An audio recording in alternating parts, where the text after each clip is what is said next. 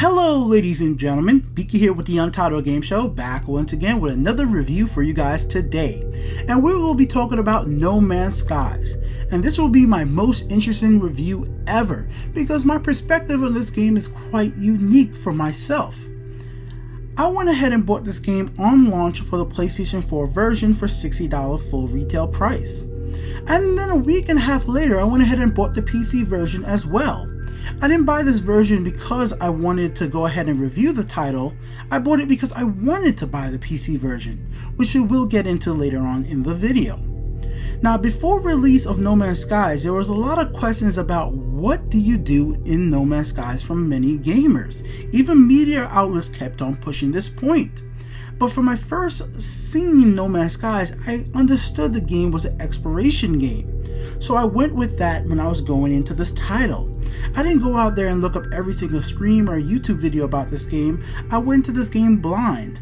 I was expecting it to be a game that I was gonna be going ahead and discovering new and vastly different things. But was that what I really found? What kept me playing this game for over 30 hours on the PlayStation 4 and according to Steam over 20 hours on the PC title? Well, let's get into it. So No Man's Sky starts off like many other games with a simple tutorial. But unfortunately, No Man's Skies doesn't actually have a very good tutorial system. It tells you a few things very quickly and then moves on. This is a definite negative of the game. It doesn't explain anything very well. It doesn't guide the player to have fun. It lets the player go ahead and experience things the way they want to experience it. If you have a bad time reading things very fast, this game is going to be very difficult for you because prompt things that pop up on the screen will go by in a quick instant. It expects you to learn very quickly and discover things on your own. Many people out there spend over 2 hours on their first planet because they couldn't find the resources to move on to other systems. But for me, I was able to pick it up, understand what I needed to do, and get on from the very first planet. I had a lot of fun repairing my first ship, gathering the resources, using your multi-tool to mine for different minerals. The first time you actually go ahead and meet another alien in No Man's Skies, it's an actual exciting moment. And especially if this was like a trading post right behind you, you see the galactic trading prices. You get to see that there is an economy into this game. And the first time you go ahead and leave the atmosphere and actually see the stars, see the other planets, you're like, wow. Or the first time you fly into another planet and say, wow, look at everything generating around me, even though you might have an issue with all the pop-up in this game. And this is a problem both on the PlayStation 4 version and on the PC version. Even though you might have a powerful PC, which I personally was using an iCore 7 with a GTX 980 with 32 gigabytes of RAM and installed on SSDs, I was still having pop-up problems with the game.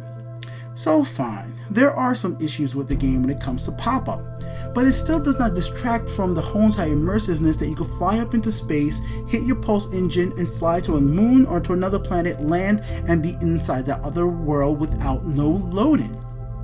It all happens on the fly. And then when I played the PlayStation 4 version, I kept on running into massively beautiful planets where they had dinosaur type creatures, predators, squids that float in the air, flying like shark type monsters and actual sharks in the ocean. It was absolutely beautiful, and this all happened in my 30 plus hours on the PlayStation 4. But with my PC playthrough, yes, I had 4K graphics, yes, I had a big powerful computer, but I kept on finding desolate, destroyed, ugly, sentinel infested planets that wanted to murder me. And it was like it's a whole entire different experience on the PC because just how the planets were generated. Because in a universe like No Man's Skies, a planet could be basically any single way that's random. But not really. Because unlike complete randomness, a lot of this game design is all the same. It's made by 15 people. And with that being said, there's only a limited amount of buildings they can make, a limited amount of space stations they can make, a limited amount of parts they can make to make the algorithm put them together. Yes, every now and then I've found the very unique animals that might look like walking apple trees or walking squid monsters, but majority of creatures just look like generic human type animal earth creatures put together. Like, you know, looks like a dinosaur with like wings, looks like a freaking little squirrel face, little quick little creatures. The aliens in the games, from the Gek, the Korvax, or the other warrior type races, are all basically only other intelligent life form you will find throughout the universe other than the Atlas Stone. The path of Atlas is interesting if you follow the path to the end, and once you do get to the end, you actually do get revealed some certain interesting things about the game that actually justify the way the game is designed. But because the story in the game, the limited one there is, tries to justify the shortcomings for the inventory, the shortcoming for the way the universe is designed, doesn't make those problems go away, because there is problems with No Man's Skies.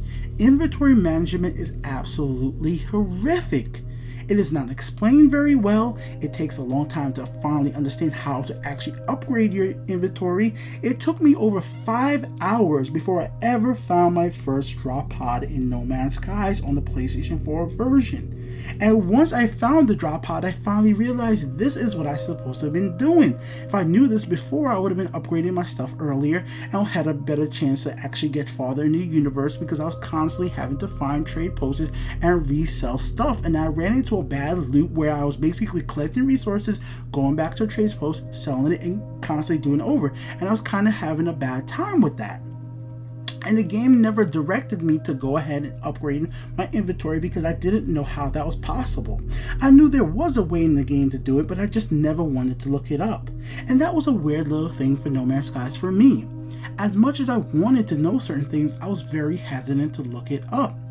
Eventually, the only thing I had to finally just give up on was, after 10 plus hours, the Atlas Pass. I could not believe that I kept on going to buildings and seeing a locked room, seeing a locked place I could visit because of this pass that I had no way of figuring out how to get. And eventually, once I actually went down the path of Atlas, I understood what I needed to do. And that's what's weird about this game. It doesn't force you to have fun. It just lets you do what you want to do, and in that, some people will have horrifically bad experiences. This game will be bad for many players. You will do the wrong thing by not upgrading your inventory. You will constantly run out of inventory. You will walk for hundreds of miles on a barren freaking planet without realizing that, oh shit, I have to go back to my ship. You will go for a long time without realizing that, oh, when I go to a building, I can call my ship to that building. These are things you're gonna have to learn on your own, and some players will not learn these things soon enough to have fun with the game. Now, lucky for me, I was actually able to have fun with the pure and simple mining. The mining tool is a great little tool. You're able to upgrade this tool to have more grenades, faster mining, faster combat ability.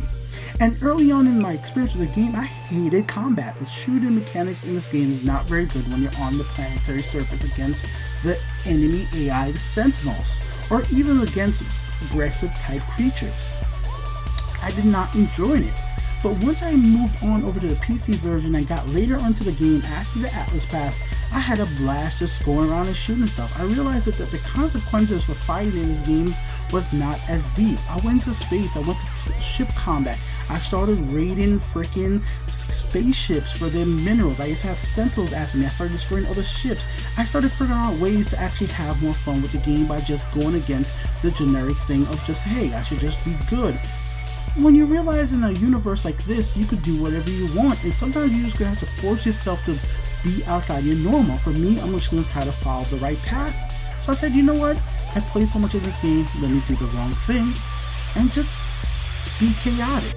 If I see something I want to shoot, shoot it. If I see something I want, take it.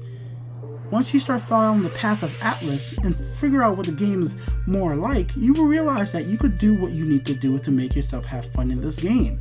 The game will never force fun upon you. You have to seek it out yourself. And that's a very weird concept to me, and some reason that concept stuck with me. I kept on grinding, I kept on gaining minerals, I kept on upgrading my inventory so I could gain more stuff to upgrade my inventory more. I kept on upgrading my multi-tool, kept on upgrading my hyperdrive, kept on upgrading my survivability on the PlayStation 4 version to the point that I could go down to the bottom of the ocean and find buildings underneath the ocean. Who knew there was buildings underneath the ocean? But yes, they are there. And this game just keeps on showing me little tiny things that surprise me. That little tiny vortex cube that you can find on a planet. that little glowy orb that's actually rare and makes sentinels attack you, the big giant sentinel. All these things kept me playing this game.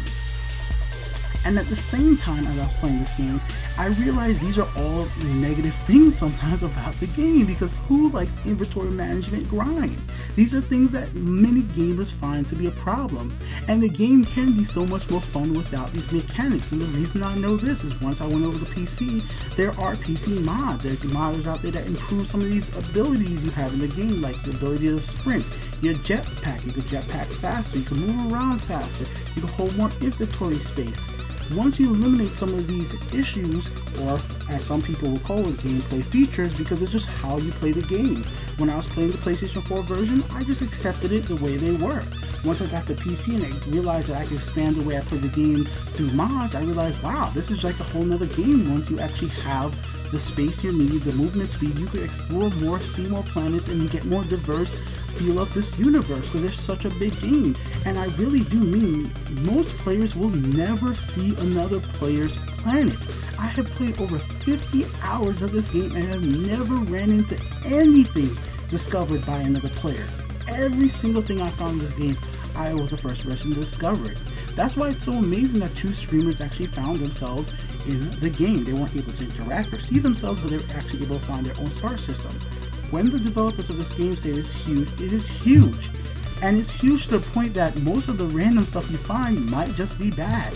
On my PC playthrough, like I said earlier, many of the planets I found did not look very cool compared to my PlayStation 4 version, where I found absolutely amazing dinosaur, Jurassic Park cool type stuff, luscious green, beaches, oceans.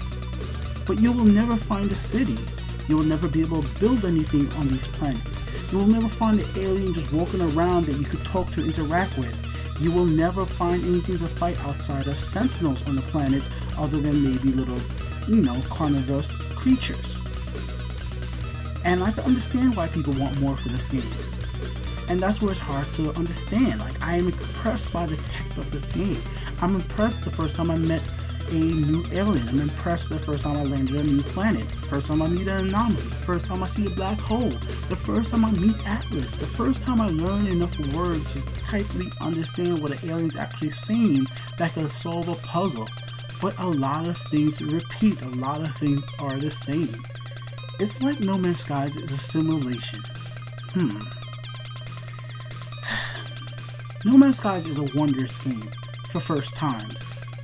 But in the long run, nothing's ever first again. After 50 hours of No Man's Skies, I am actually just ready to get to the end of the universe, to see what lies there, because now when I go on a planet, if it's a dead, ugly looking planet, I just want to leave. I don't want to be there anymore. I want something luscious and green and cool to see. I am tired of the mundane. I am tired of the ugly. And unfortunately, I don't feel like the game could lead me to something that looks pretty. There's no way to scan a planet and know if that planet has the type of resources, the type of things I want from in space. And this is where I have to just highlight some of the negatives. You cannot map a planet. You cannot go to a planet and say, this is the North Pole, this is the South Pole, this is a continent, this is what's on there, these are the type of creatures. You can scan them and upload a name for them, but you can't tag it and say, hey, this is what's on this planet. I am going to be the first person to map every part of this planet, category it, have it easily accessible. I'm going to come back to this planet and this is going to be everything, and somebody else could find it. Maybe that would have gave me something more to do on a planet. But just hunting for resources alone after 50 hours of the game does get boring. But it took 50 hours for me to get there. That's the thing I am saying. It took me to buy the game twice. I bought it on PS4, bought it on PC, and I played through the game basically from over on the PC to get to back where I was and past that, to get to the point that now I'm saying I'm just ready to go to the center of the universe and see what's there. And I'm not done with the game. I might be bored with some aspects, but I am just not done. This is why this review is so hard for me, and this is just a passionately felt review. I am not going to sit here and just list off graphics, music, and sound. That's an easy review to talk about. If you want me to talk about bugs and stuff, I didn't have no crashes on the game on PS4, and I had no crashes on PC. Nothing. By the time I bought the PC version, they put out a patch. The game works. I played at 1080p, 1440p, and 4K 30. The game works for me on PC. I've told you my system specs. I had no problems with the PS4 version. So for me, the technical problems, I didn't run into that. That's just something I can't put negative on the game for, because I didn't run into it. I do address that it does happen to some other people, but it wasn't a problem for me. The graphics of the game are fine for me. I like high-end graphics, but I don't even have a problem with the graphics on the PlayStation 4. Like, that's what I'm saying. Like, some people say the game looks like shit. You could say the game looks like a shit when it comes to when things are popping in, and I will agree with you that. But if you look back, look on that universe, look at the stars, look at the creatures when they do spawn, it's a nice, colorful looking game. It looks nice to me. And that's why I think I was so immersed with this game. I like the way it looks. I didn't have any problems with the game. I absolutely love the music. Those are the things that are done right, especially the music. Man, the music, the soundtrack, absolutely banging, like so good. I love the stories these creatures tried to tell. Even if it doesn't actually match what the creatures are doing in the game, the dialogue they actually have there, the text on the screen tells a deeper story, asks questions. Even if it repeats in the sense that the solution to the question that they're asking is always the same, at least it's trying to tell you something interesting with the text that does pop up. And that's where it's such a hard game to rate. When you think about how many people worked on this game, it doesn't give it a pass, but it's an amazing accomplishment. Where games like Assassin's Creed that come out in the past, where they might have hundreds of people come out, but I don't even want to play it because it's like, this is the same thing I've seen a million times. And it's not trying to take away from the Assassin's Creed franchise, because I am a fan, but the recent entries just haven't compelled me. But this game has compelled me to keep on playing it. Even when things are the same, even when the buildings you see on multiple planets in a huge universe look the exact same. But what am I gonna say? Don't play it because the buildings are the same? But when you get to these buildings, you might get a new blueprint that may make you upgrade your ship, maybe upgrade your blueprint for your multi-tool, or upgrade something that makes you want to play the game a little more. There are hooks, but the unfortunate problem is that you are going to have to find those hooks for yourself. Whether the hooks be upgrading your multi-tool, upgrading your starship, upgrading your exosuit, exploring new planets and see what they purely look like, following the path of Atlas, finding anomalies like metal planets and freaking black holes, or your journey to the center of the universe, or if it is just mining. And the truth to be told, I had fun doing all these things in their own separate way. It's just when you're stuck on doing one specific thing, nothing is fulfilling enough. And I think that is a problem with No Man's Skies. That's the issue. No one thing in No Man's Skies is fun enough. The mining, the exploration, the Atlas path, the trading, buying a new ship, nothing by itself is good enough. It's like if you played a game like Witcher 3. I love the combat. I think the combat alone in Witcher 3 is an amazing thing. And then combine that with the storytelling, combine that with the side quests, it makes for a great game. No Man's Skies is a game you're just going to have to take as a whole and do many different things and bring it together to have a great experience. And that may be not the way we really want it to be, but that's the way it is right now. Until the game gets updated, which I hope it does get added a new lot of features that improve the experience, give us something more to do on the planet. Maybe in No Man's Skies 2 will bring us the experience we really want to see, where every planet we go to, there might be a city, there might be a complete desert, there might be all type of creatures walking around. But that's not what we got. And that's not what I expected though. I expected exploration, and I truthfully got what I expected. I never lied to myself and said that this game was going to be a multiplayer game. I never lied to myself that this game was going to be grandiose and there's something going to be amazing on each planet. I knew that coming in. And because I knew that coming in, my expectations were, well, Matt. It wasn't more than I expected, but it was nothing less. There had its moments. I told you, every time you get a first, the first time you see anything in this game, it's mind-blowing. It is stunning the first time you fly into a planet. There's an ocean, there's creatures everywhere.